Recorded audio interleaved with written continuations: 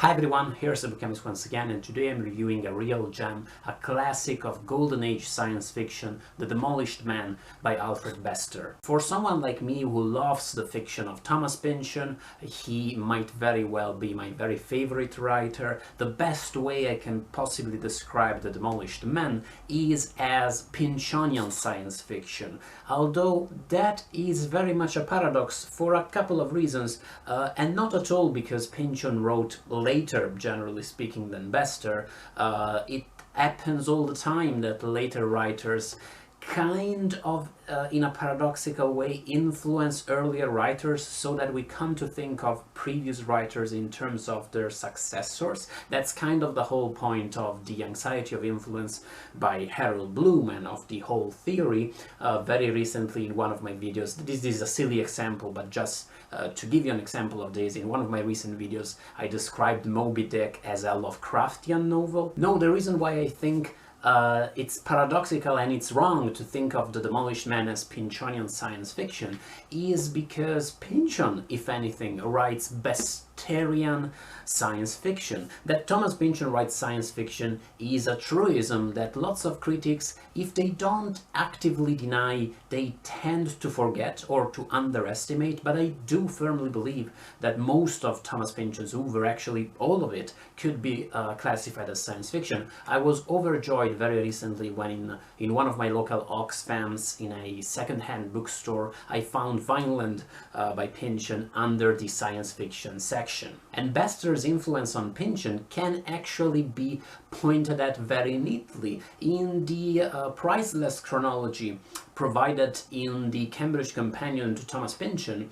We get what few details about the life of Thomas Pynchon we know, and that chronology informs us that Pynchon actually, as a young man, tried to write a libretto for an opera version of The Demolished Man. And that makes so much sense, and it just fills me with joy to imagine young Pynchon writing that supposed libretto. But in what ways is Demolished Man Pynchonian? In what ways is Pynchon Besterian? Well, the main way is that The Demolished Man is in many ways an absurd novel. You get absurdly rich people throwing these hedonistic orgies. In the meanwhile, big corporations fall prey to really ridiculous kinds of paranoia and wage dirty wars against one another. And already you can hear some of the themes that will be a key component of Pynchon's fiction, especially that idea of the dynamics of power, of the way corporations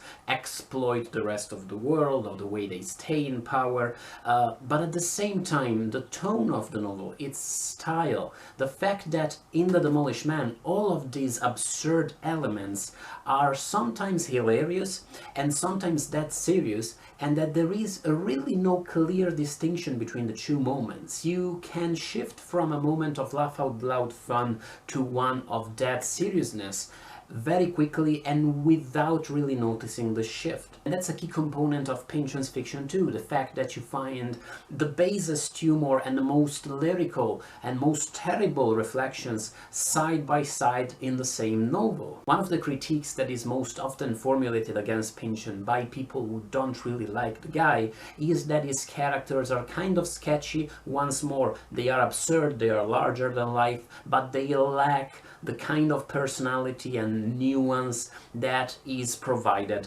by other more conventional writers. But that to me is a fallacy. It seems like they are like that, and sure, the absurd, hilarious nature of these works sometimes puts these characters in absurd situations. Some of them are truly just sketch character used for humorous purposes, but at the same time, if you read these novels, if you read Pynchon's novels closely, you do get to experience the full personality of these characters. You do get to experience their pain as they go through life, their joy, what their purposes are. And the same goes with the characters in The Demolished Man. It might seem like they are a bit cardboard, like they don't have that much depth to them, but the more you carry on through the book, the more even the, well, let's call him the main antagonist of the novel, which at first only seems like this kind of corporation mogul bent on conquering the market because he's prey to these terrible nightmares and he's prey to paranoia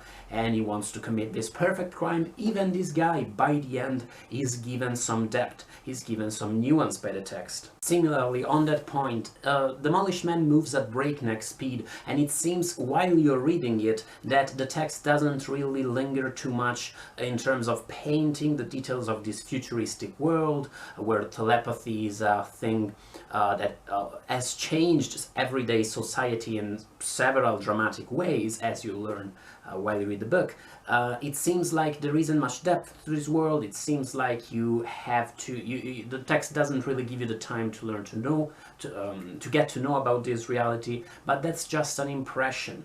By the end, by the time you reach the end of this book, you get a full picture of how this society is structured, you get a full picture of what the characters' motivations are once again, and if anything, you realize that the rhythm, the pace of this book, being so fast, only makes it more exciting and more entertaining, more of a page turner. It might possibly be too much of a page turner for its own good, because truly when you stop and think about it, the kind of future society it describes, with these huge corporations taking up the world, this handful of very few companies waging these dirty wars at one another, there is really lots of food for thought there, and also in the way society is changed by this idea that some people can read into other people's thoughts. There's really lots to reflect there, and the book doesn't necessarily give you the time to do that as you're reading it. You'll have to ponder it once you're done, maybe give it a reread.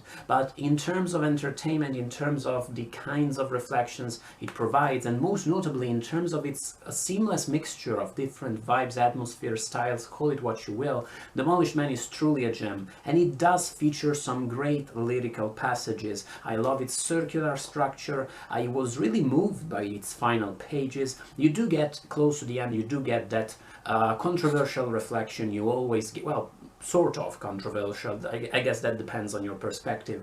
That kind of reflection of strong opinion you always get in Golden Age science fiction. Say The Day of the Triffids by John Wyndham has this reflection, this discussion between characters about the madness of the arms race. Here you get a reflection on how past societies, which means us, by the way, our contemporary society, and the one Bester was writing in, and the two are surprisingly similar and not necessarily in the best of ways, the way our society deals with criminals, with outcasts. And there too, in the book's reflections on outcasts, on people from the margins of society, there too you find lots of stuff that will find its way in Pynchon's oeuvre and in his themes. I love The Demolished Man, and if you don't know Thomas Pynchon, if you're not a fan, I apologize if in my review I've kept talking about him. I think I probably talked more about Pynchon than about Bester, but I do feel that parallel to be a very strong one, and if you like The Demolished Man, by all means check out Pynchon.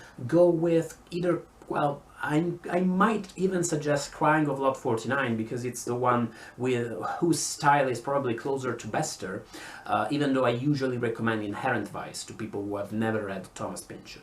And if you are a Pynchon fan, by all means you should read Demolished Man. If you're a fan of science fiction, I'm sure you know about the novel, about its reputation. It's completely worth your time, and thank you as always for watching, guys. In a second you'll find links on the screen to some others of my videos, maybe some videos about Pynchon, why not, and I'll see you in the next one.